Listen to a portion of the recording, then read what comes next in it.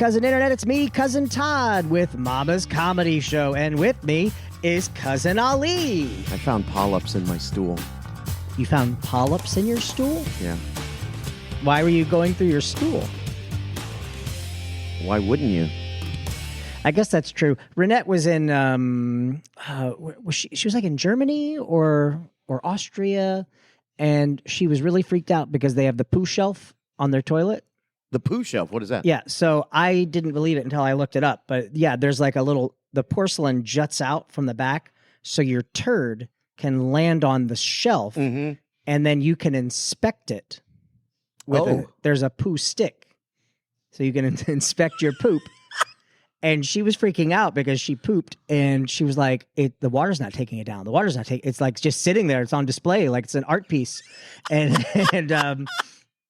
and so she used the stick to knock it down, and then she looked up online, and people were like, yeah, if you put water on that spot first, and then the poo will slide off. And I was like, what a weird... I mean, we think it's weird. What's funny is I was by the way, just to let y'all know, I didn't find any polyps in my poop. Just saying something funny. I will check later. We were just talking about this, that there's a maybe it's Japan or somewhere not American, where they where you land your poop isn't in water. Like it's just the ceramic, right? But not on a shelf. It's just the way it's built. The toilet is built that way, so you're not splashing. They're like, you Americans are dumb. Like, why do you have splashes coming out? Yeah, because we don't have streaks on our toilet. Yeah, I like to let I feel like it's a childbirth when I drop one in. In fact, like I almost want to do levels up the side of my toilet so I can see, because sometimes, when you have like a really good poop and it's like piled out on top of the water. That's what I'm like, hey, we did it. We did it. America. Although I will say, I'm doing calorie deficit right now, and my poops are suffering for it. Yeah, how so? There's just not as many, because I'm normally a 3 to 4 times a day pooper. Yeah, me too. And it's just sad. Because I'll get the same, I got to go poop. It's like that time of day. It's time for me to go. And then I'll go in and just a little bloop. Yeah. And then I look down and he's like, he's lonely. He doesn't have any friends down there. Yeah. Flush. Probably losing weight as well. Yeah. It's malnourishment. Which my dad is doing the opposite. My dad is trying to gain weight. Okay. So, but he was doing the thing where he was in a calorie deficit for a long time. And then he's like, I look so skinny. And I was like, well, what are you eating? So I went through it. He's getting like 700 calories a day. Oh, my God. And that was just him going, but I'm not hungry. And I was like, well, yeah, because your body is adjusting to this. Like you starving yourself, essentially. Right. So now he's like, he's writing it down. He's hitting like 2,000 calories a day. And I'm the opposite. I'm like, let's see, how low could I get? Like, I'm not trying to do anything dangerous because I am still working out and stuff. But right. I'm doing a lot of my protein. I'm just being very calorie conscious. Yeah. Conscious right now. And my poop is suffering. That sucks, man. And it's not worth it. It isn't worth it. I have to look at that poop every day and say, I'm sorry. I'm sorry, you're the best I could do.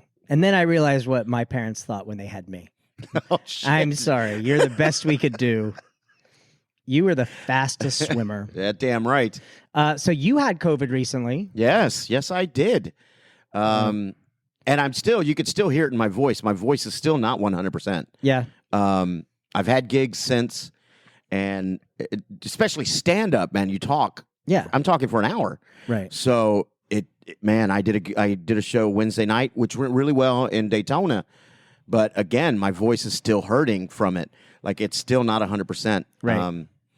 It'll take a while. Are you still having like nighttime coughs?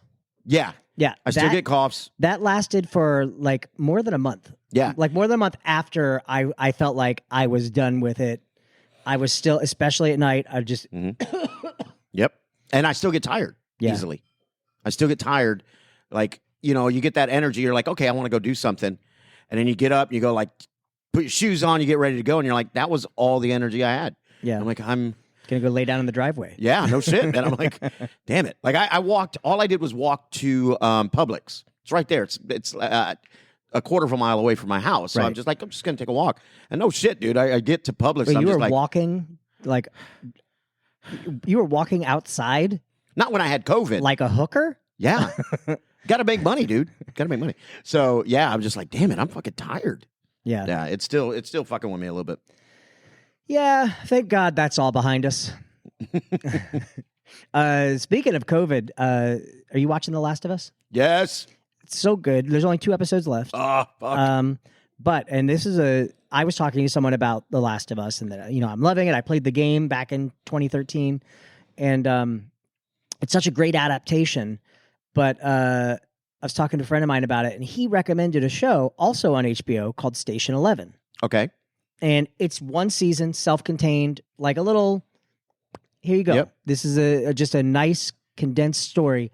And it is about a flu with like 100% kill ratio, no survivability. If you get it, you're done. And it's how it hits all of a sudden and the world has just changed. And the story jumps ahead 20 years after. I mean, it is a non-linear story. They go back and forward in time. And but it all does really come together. But the interesting thing about that show, this show about a virus that spreads flu-like symptoms, is they began filming in January of 2020. And they had to shut down because of COVID for months. Wow. And then come back. But I was like, how wild is that? That's the story you're working on when shit goes down. Yeah. Yeah. But man, it was really, really good. Like I don't want to spoil it. If anyone wants to watch it, Station 11, I think there's 10 episodes, 10 or 11. But man, it was so good. Different kind of good than The Last of Us. It's not action-based at all. It is very, very much people surviving and their relationships. More of a drama as opposed to like an action-y drama. Yeah, it's drama, but there's definitely an element of mystery because of how they're telling the story. You're trying to piece it all together because there are things that you're not being told. Right. But man, it's got the Indian dude that was in what was that Beatles movie? It's the song Yesterday. Yeah. And he's so good. Yeah. He was so good in it. And if you get a chance, check it out. The first episode will definitely interest you. My assistant was watching with me. Okay. And speaking of Indian dudes. Yeah. And she was like, what's going on? Like she was captivated by it, but because of their jumping around, and it's obvious, like you're seeing they're not tricking you with telling the story out of order. It's very clear. And I was like, listen, I'm watching the same show as you. I have not skipped ahead. My assistant is so notorious for doing that constantly. Now, we're gonna play something out. Okay. You send me a text that says, "Hey Ellie, are we going to do the podcast tonight?" Okay. I'll do that right now. Now my assistant's next to me. I go, hey Siri, reply, yeah, let's do the podcast. Oh, is that Todd? Yeah. How's he doing? Is he doing okay? I heard he had problems with his car. Did that get fixed? Is he doing okay? Did he get COVID? Did this? I go, literally. I just said yes. Siri just picked up. I was like, literally, the only information I got was, are we doing the podcast? Yeah. It's like, and just all these questions. I don't know. We have the exact same information. Damn assistants. Right. Here's a show that I just got into because I'm a huge fan of his. The Consultant. It's on Amazon Prime. It's with Christoph Waltz. Right. Okay. And I don't know. Right now, I'm 4 episodes in. Yeah. And I don't know what he is. There's an element of, is this guy the devil? Is this guy a robot? What is this guy? Right. And it's really interesting. We're in a golden age of TV shows right now because and I feel like Stranger Things kind of started off with, there were huge, like The Sopranos was huge, but but there were people who were like, well, I don't have HBO or I don't have this, and like those networks seem to be dying out. And then, I mean, I'm sure that Stranger Things wasn't the kickoff to this time period, but then we've got all of these like Marvel shows and these Disney shows, these Netflix shows, these. I just feel like there's so much content. So much content, and I think a big reason for that is COVID, because a lot of people were forced to hustle more, right, and try to create as much content. So I guarantee you, there was a writing surge going on around that time, and with the TV shows coming up and start getting better, right. I bet you COVID had a lot to do with the fact that things are getting good. COVID gave. I mean, I had a ton of time to write, and like the whole Papa's script.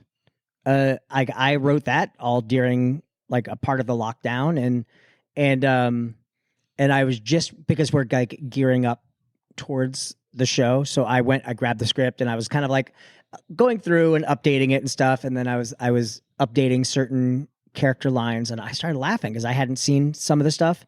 And like that's how you have something that's funny is when you wrote it, forgot about it, and then you're reading it again and you're like, oh yeah, hey, good for me. I did that. I love that. I love so for those of you that don't know, I teach stand-up comedy, and I give my students a lot of jokes because they inspire. Their premises and ideas are funny. Right. And they'll do a funny joke, and I'll come up with a tag or let's try this, let's try that. Here's what I was thinking, top of the head, you can use it or not. But every now and then I'll see a comic out there and they'll do a joke and I go, that was fucking funny. Yeah. That was funny. And they'll go, yeah, it was yours. You said this when we were in school. And I go, oh, well then fuck, I'm funny as shit. I should do this more often. Right? Hold on, be cool. My assistant just walked in. Oh. Hey. Oh, great. She's drunk. I know. She's hammered, dude. She's so drunk right now. God, dude. As we were walking in, she's, how tall are you? 5'1"? Yeah, don't lie. Come on. What are you really? She's what 4'11". What were you at 4'11"? 4'13"? 4'13". From now on, can you tell people you're 4'13" instead of 5'1"? Okay. There you go. That's good. Write that on. Perfect. I was talking to my friend Janan, and I was like, "Hey, like, come see the show with us tomorrow night." And she's like, "Oh, I can't. I'm studying." And I was like, "Why are you studying? Like, why are you in school? You know, you're just going to end up doing porn." and then she was like, "I just wish my boyfriend was a millionaire." And I was like, "Yeah, me too." Because then he and I could run off and just fuck off and do anything. Yeah. And she's like, "What about me?" And I was like, "Why would he want to be with you? You're doing porn." Speaking of porn, I just I listened to porn. Yes, I listened porn to audiobook. Did you see my joke? Is that guy having a seizure in his car? I wrote a joke last night and I posted it on Facebook. I was like, I just got the new Helen Keller autobiography. The audiobook sucks. I was listening to Two Bears, One Cave, Tom Segura and Bert Kreischer's podcast. Right. And they had Adriana Chechik on. And who is she? She is a porn star. Okay. Notorious porn star. Like oh my God, the shit she does. Like it's literally shit. Any hole, all the holes, everything. She's hardcore. Good for her. I wonder if like when I hear about porn stars like that, I'm like, man, I bet her stepdad is proud. She grew up in the foster care system. Oh, okay. Never mind. Yeah. So listening to her story, she just broke her back in 2 places at TwitchCon. Yeah. Oh, they owe her a lot of money because she's retiring from the business now because there was a foam pit, but it was mainly a foam pit for display. Oh. And it was only like those foam blocks that are like what, maybe a foot big, were like one layer of that, and then the ground. But it looked like it was a big pit. Yeah. So she's up there, and she jumps into the pit on her back. Yeah. Breaks her back in 2 spots, and that's where she does most of her work. Yes. On her back. Yes. And she's retiring. She can't. Like, there's no way she can't.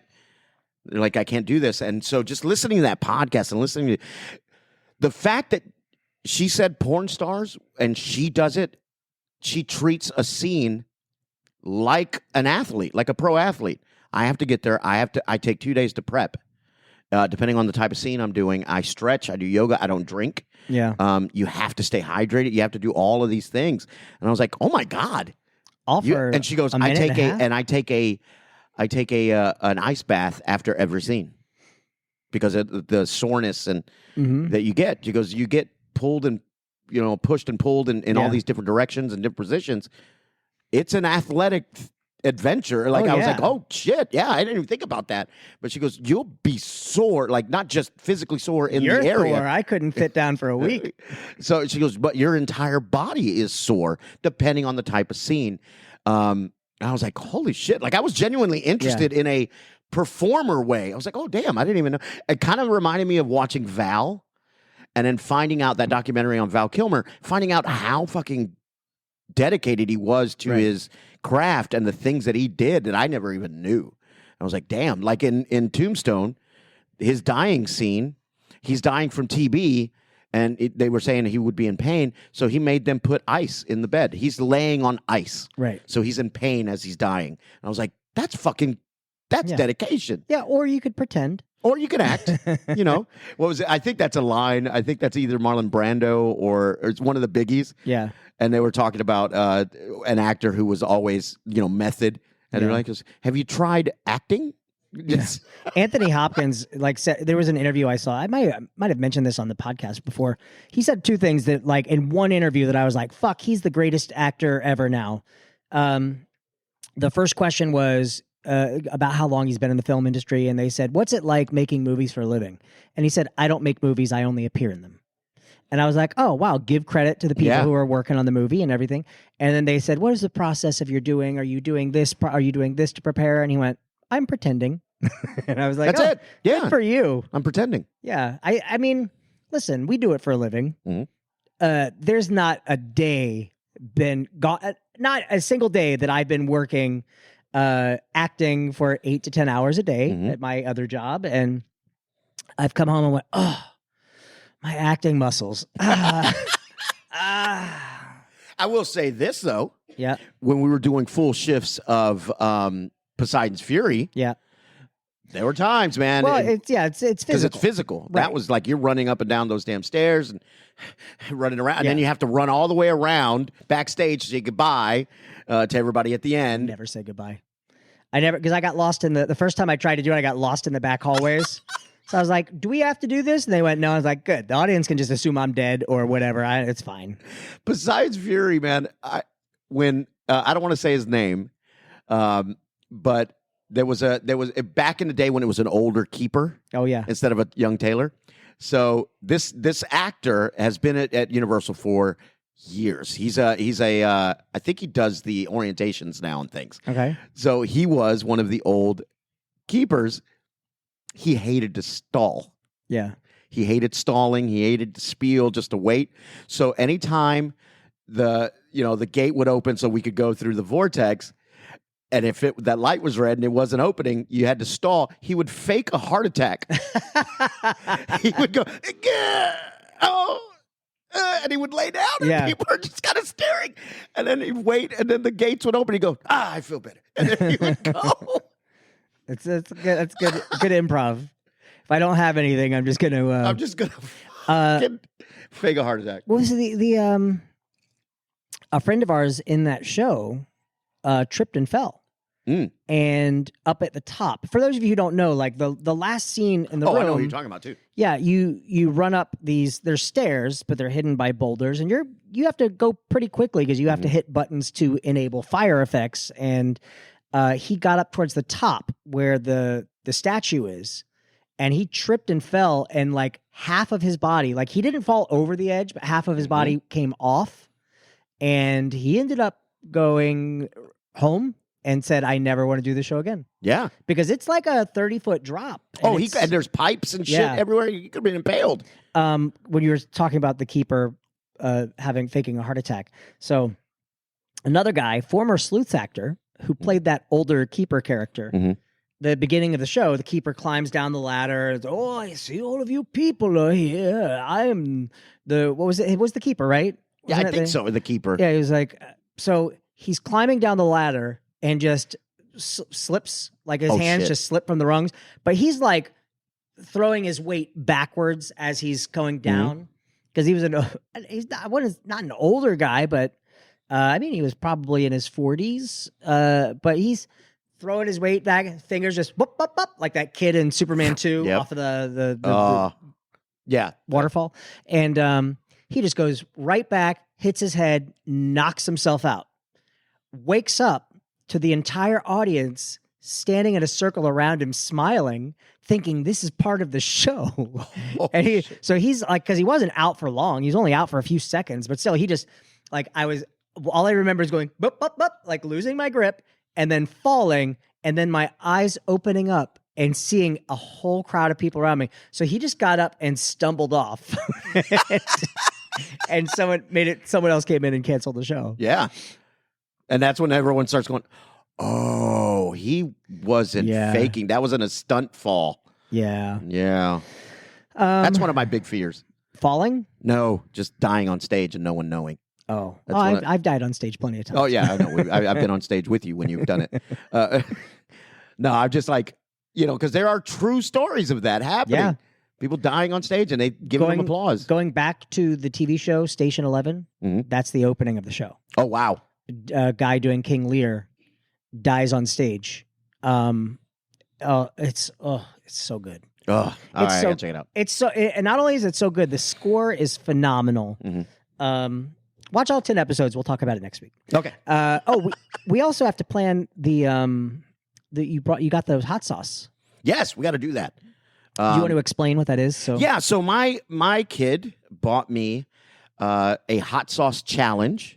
So we have 7 sauces that get incrementally hotter as we go through it. So I'm thinking we do a live broadcast of Mamas. We bring you, Matt, Ed, whomever, and we'll do the challenge. The challenge is going to be who agrees to do it, because I'll do it. Yeah, I'll do it. I'll see how far I'll go.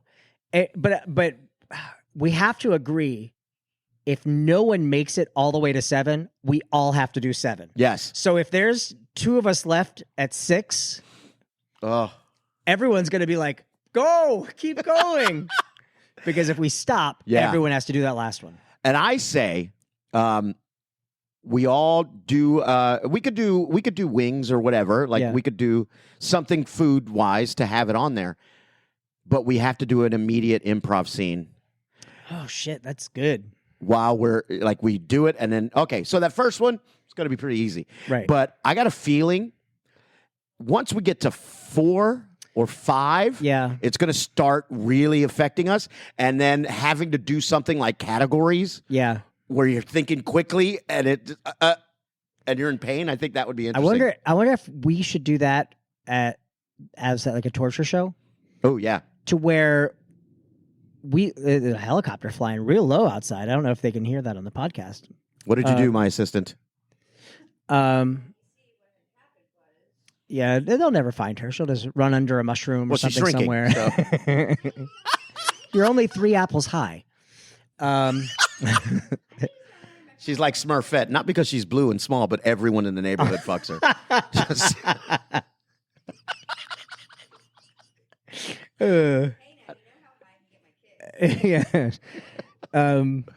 yeah. So going back to porn stars on ice, I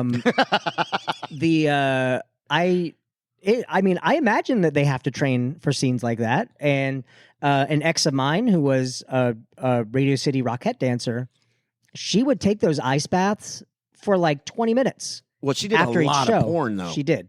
But she would I would go backstage and see like the metal tubs, and she would just be sitting in it. Have you ever not taken ice out of the freezer and held it on you? Mm-hmm. I'm saying submerged your foot or your hand in ice water. Oof. I get 40 seconds in and I'm like, fuck, this hurts. I'm done. Yeah. I hurt my foot. And she was like, well, this is what I do. Just I lay in the bathtub and it really helps. I put my foot in there and I was ready to burn down the house. Bro, at Epic, Indiana Jones, the stunt show, my buddy Glenn had messed up his ankle, hurt his ankle a little bit. And the trainer, everybody's like, we got a bucket for you, an ice bucket. We need to submerge that for a couple of minutes. You need to get in there now. Yeah. And he didn't want to do it because he knew it was going to fucking hurt. It sucks. So Kyle, our friend Kyle, who's 6'11", grabs him, and everyone, no, everyone's on top of him on the couch, and physically put his leg in there. We made him cry for his mom. He hated it. Was no, I wanted. Just, He was just literally crying. Like he goes, it hurts so much. Yeah. And then after that minute or so, it starts to go away. Yeah, because your soul has left your body. Yes. You're dying. You're done. All your nerve endings are dead. It's like, oh. But yeah, he was legit. Tears coming out of his eyes. Yeah. Like he wasn't sobbing, but it was the pain. He was just like, oh my God. Yeah. Yeah. All right. Well, we should start getting ready. But this is our first podcast back after a while. Yeah, it's been a minute. Yeah. It's been a minute. How long's it been? It's been a few weeks? Yeah. A few weeks. Okay. So what's something that has happened to you in these few weeks that we have not told our listeners? I mean, aside from my poops getting skinnier. Yeah. Let's see. I fostered another dog, and Renette does not like big puppies. Like she likes them, but not for us because we have two smaller dogs. And but she's like, and I love them. I want to play with them. And she just absolutely does not. And so we had our choice between two fosters, and one was like a 9.5-year-old Chihuahua, or there was this like 4-month-old lab mix. And I was like, we're both getting ready to leave town. So I went, listen, if we get this lab mix, he's a puppy, he'll be gone quick.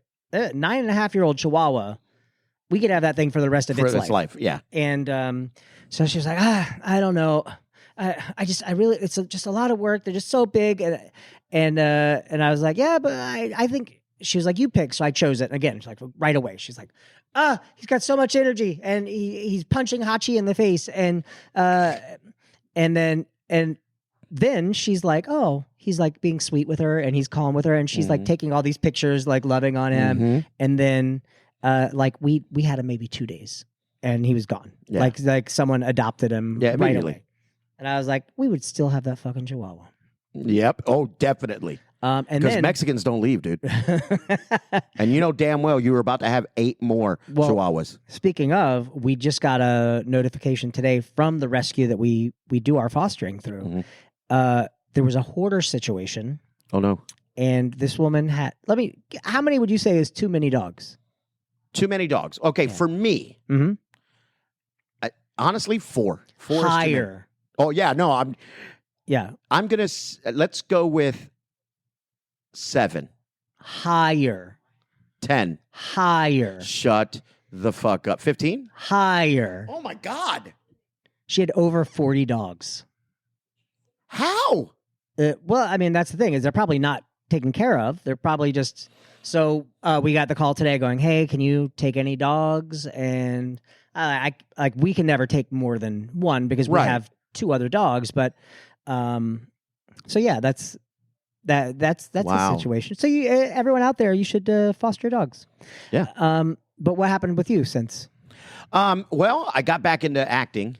I started auditioning again. My job, my insurance officially ended 2 days ago. Right. So I'm starting to invest in myself. Right. So I'm going to buy some merch. I'm going to start doing some merch. And have you done the like Obamacare or anything? Not yet. I can give you a number for someone. It's who we go through. Oh, okay, cool. Yeah. So yeah, and I booked an industrial. I auditioned for an industrial, so I'm gonna shoot that on Monday or on Tuesday. So I'm starting to book more stand-up gigs. Yeah. And I'm trying to plan a week where I go to Atlanta and try to hit those comedy clubs, even if it's just open mics. Right. Just try and get into the community. Yeah. Because I want to start booking more into the Southeast. And you were doing that before your last job like really locked you down. Yeah. You were expanding more Southeast. Yes. So I was expanding more. I was doing more. Like I had booked 3 films. Yeah. A couple of television shows. Like I was on a roll. Yeah. Doing commercials and stuff. And then I got that job that gave me full-time employment, good money, and insurance. And my agent was like, "You'd be dumb not to do that because we don't get enough work here." Yeah. So, but yeah, I'm back. So it's nice.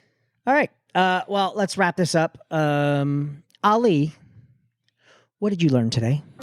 I learned that if you are a fan of sports and you're a booster and want to donate, sponsor a porn star. It is athletics. Mm-hmm. And I don't know about you guys, there's nothing more patriotic than the American sports person, the Olympics, all of that.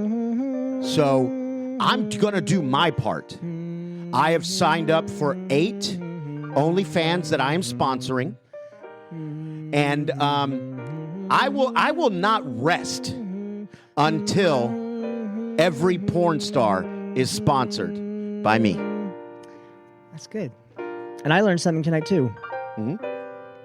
I want to be a porn star. All right. We are Mama's Comedy Show. We're here every night, Friday night at 8 p.m. Oh, now we have food. Oh, yes. So if you call 407-363-1985, you can get a meal. The meal is $13 or $13.99. But it's chicky nuggies. Chicky nuggies. Love them. Macaroni and cheese. Love it. A side salad, a bread roll. Okay. Some veggies. Nice. I like it. So yeah, it's like a kid's meal, But for a grown-up show. Yeah. And does it come with bofa? Both of these nuts. What? Where can people find you? On Instagram at Comedic Actor. You can find me on TikTok as well. If you just search hashtag Joke Time, I'm usually the first thing that comes up. April 1st, April Fool's Day, I will be doing a show in downtown Winter Garden at the Main House Market Kombucha Bar. It's a great place. With Pedro Lima is going to be your headliner of Nah Dude podcast, and Kermit Gonzalez will be featuring, and I will be hosting. So there you go. Also, March 12th, if you are in Orlando, my stand-up comedy class will be having its showcase on Sunday, March 12th. All right. And you can find me at Todders on Instagram and the old Snapchat. Buy my books on Amazon. Just search for my name, Todd P0rn. We'll see you guys next week. Bye. Bye.